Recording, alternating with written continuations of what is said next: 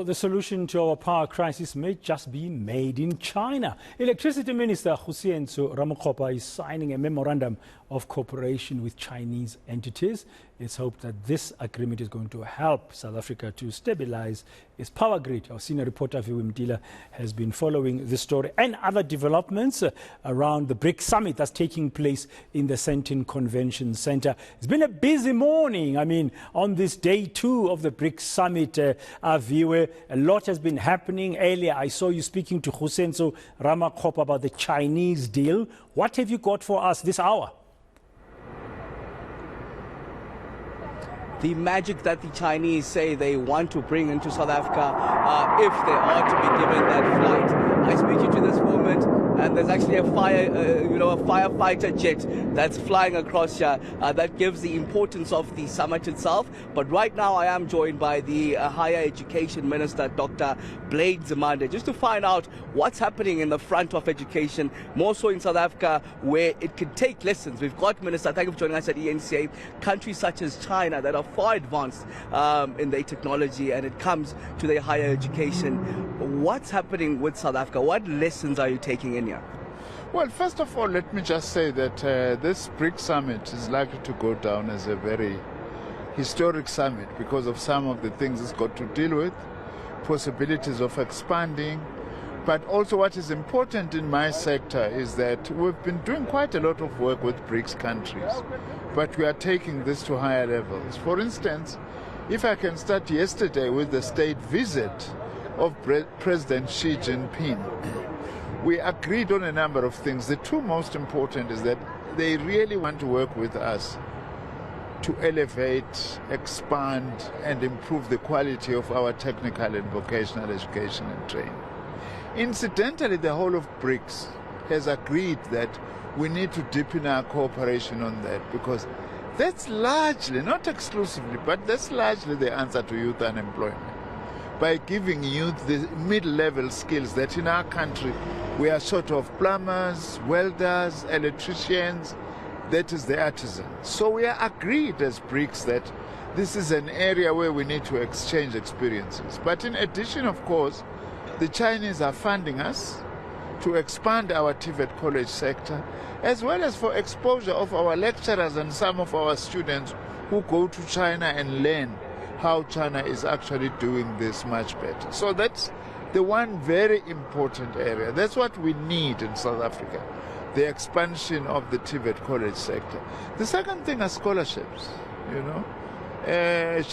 China and Russia in particular are giving us scholarships for South Africans, mainly at postgraduate level. And we want to use those scholarships to train our young people in areas where we do not have enough skills.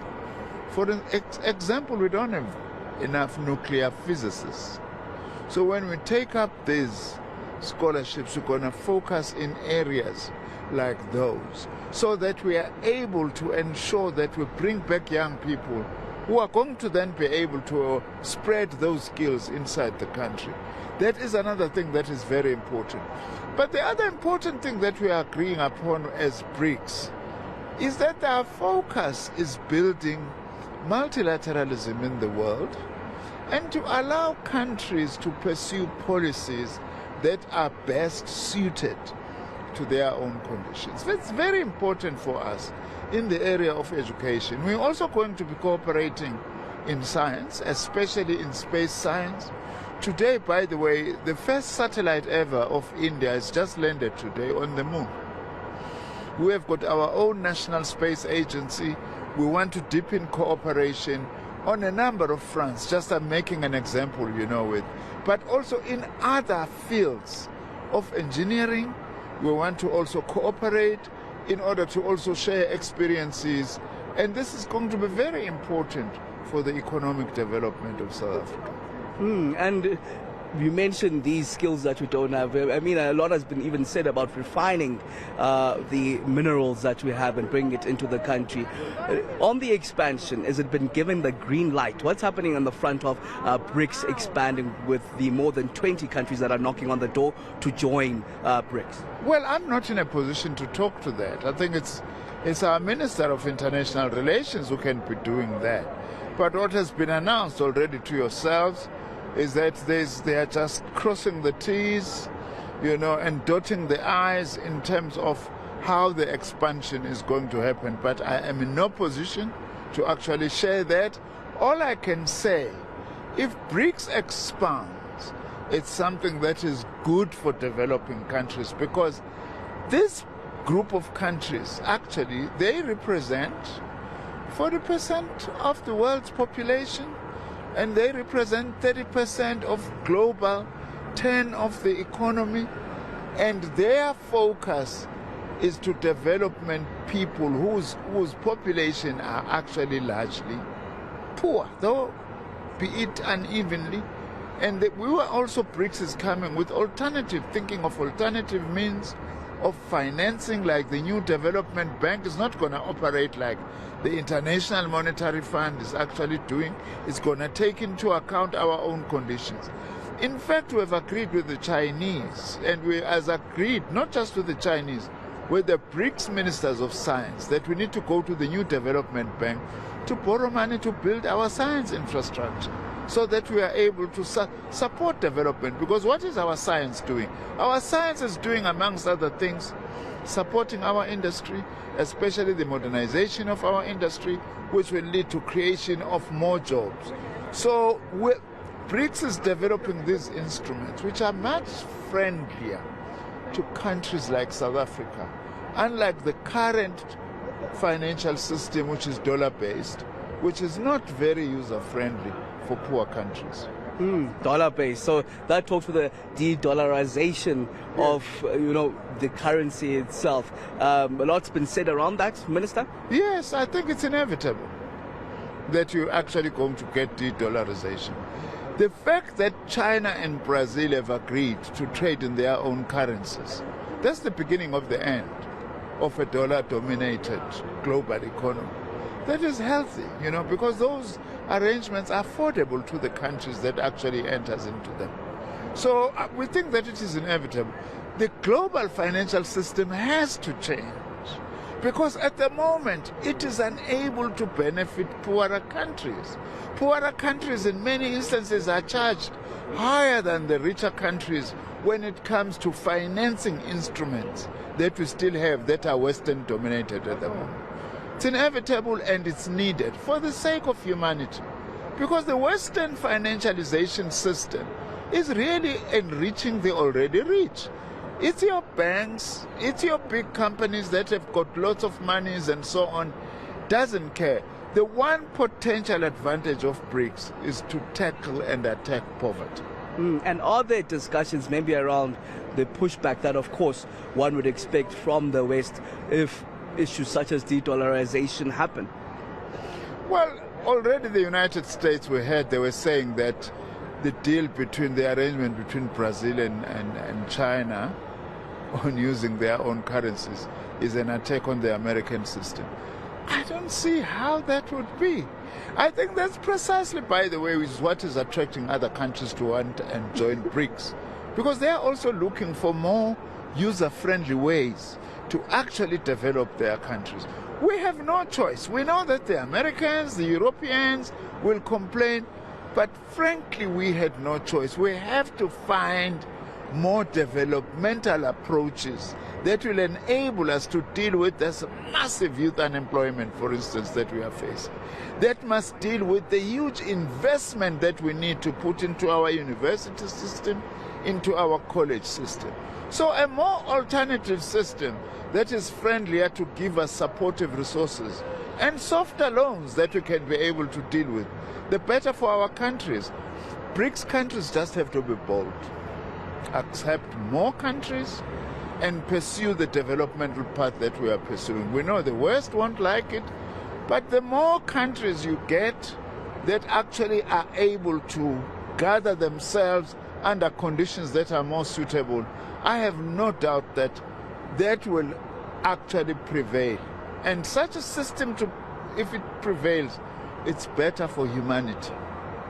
Dr. Blaine Zamana, thank you very much, Minister of Higher Education, giving us an insight there, Dan, firsthand of some of those conversations that are happening even inside. We heard how the Chinese are even assisting when it comes to our own higher education, not the only front where they are assisting in. You mentioned a bit earlier on that I was speaking to the Minister of Electricity, Dr. Kgosientsho Ramokgopa, who mentioned the donation of around 170 million rand that is no conditions attached donation, that is to help with at least some 500 plus units that will help with our electricity woes. You know that 440 of those units are on their way. Those include things like generators, PV systems that will help clinics, your public schools, your police stations, and just other rural areas into keeping the lights on while our load shedding woes continue. But we do know also that there is at least a R500 million grant that has been given by the Chinese to South Africa. The conditions and terms of that are still being discussed, with the minister not wanting to come outright on what exactly those conditions will be. But we do understand when it comes to that 170 million rand, it has no strings attached. It's a donation just to help with our electricity woes. In fact, one of the conversations that I've been having with a lot of people on the ground, including that Minister of Electricity, Dr. Kgosientsho Ramokgopa. Let's take a listen to that. So we had started work some time back. I remember that we went to China also, meeting some of these entities, explaining the nature and the scale of the problem that is confronting us. And on an immediate basis, really, we needed alternative power solutions, especially to support the electricity or energy requirements at major public facilities, hospital, clinics, and police stations. And of course, the Chinese answered in the affirmative, so we'll be getting about 552 of these units. They really range from a very minute 6 kilowatts up to 200 kilowatts. The 200 kilowatts to 150 kilowatts, that's a configuration of what we are getting. Just a sense, 200 kilowatts can help us to power a medium-sized clinic, including hospitals, and the smaller units will use it in the far-flung rural areas, police stations, clinics, and schools. And of course, part of that also include PV power storage equipment such as inverters and batteries, so that we're able to give some assurance of sustainability of these solutions. As we have mentioned, about 450 of these units now, as I speak to you, they are in transit, I'm sure, and then we'll be expecting another about 102 of them a bit later. But this is just a confirmation of the degree to which we have been able to advance the conversation. And let me emphasize, this is a donation is free of any conditions. Kgosientsho Ramokgopa, speaking to you a little bit earlier there, Aviwe, about this deal in terms of the donation plus the grant from China to assist us to deal our woes. I mean, when you think about it differently, I mean, it's the first time that South Africa has chaired BRICS, and this is the final year. It's a one-year thing under Ramaphosa. They're going to hand over to Russia next year to be the chair of BRICS. If you think about it, I mean, it doesn't get bigger than this for us, because we're the smallest partner of the BRICS in terms of the size of our country, our GDP and population and so on. But together, I mean, BRICS represents more than 40% of the world's population and nearly 30% of the world's global GDP. 42% of the world population. That's the 5 current BRICS blocks, Dan. And you talk about the land area itself. You find out that it represents at least some 23% of the land area around the world itself. If you speak of that gross domestic product, we're talking some 31% of the GDP that comes from those 5 countries at the current form. But you mentioned a crucial point, of course, for South Africa. It's not that significant economic output that they put out there, but together as the 5 BRICS bloc, they do pose a threat, something that they've been trying to speak of extensively, trying to water down the issue of not trying to be in a fight with any global powers, but merely just trying to strengthen their own economic ties. But we do know, Dan, it is most likely going to get stronger with those more than 20 countries that are knocking at the door of BRICS officially. There are at least some 40 we're told of, some of them still considering their options in terms of joining BRICS, but already they have official letters of at least 20 plus countries that wants to join the BRIC bloc. So you heard those conversations, even from the Minister of Higher Education, Dr. Blade Nzimande, of how independent now they want to move away from the West. That de-dollarization issue coming to the fore here, the expansion of BRIC coming to the fore, and you heard even earlier from the Russian president, who was speaking virtually just on how, explaining even the Ukrainian issue and how they want to, even next year as the chair of BRICS, make sure that they implement all that will be discussed here. So it's a very historic summit for South Africa, and we heard how Russia, who will be the chair then next year in that summit that will happen in October, will be then pushing to implement each and every one of those issues that are brought up here and the resolutions that they do agree upon here. So a very significant one for South Africa, as BRICS, of course, the gateway to Africa is through South Africa. But South Africa not wanting to be on the spotlight alone, wanting other African countries to be part of the BRICS bloc itself, Brother.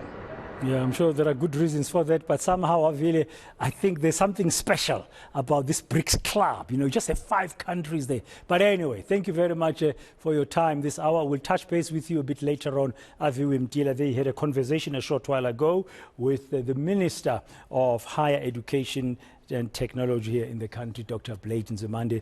They're on the sidelines, of course, of the 15th BRICS Summit in Sandton.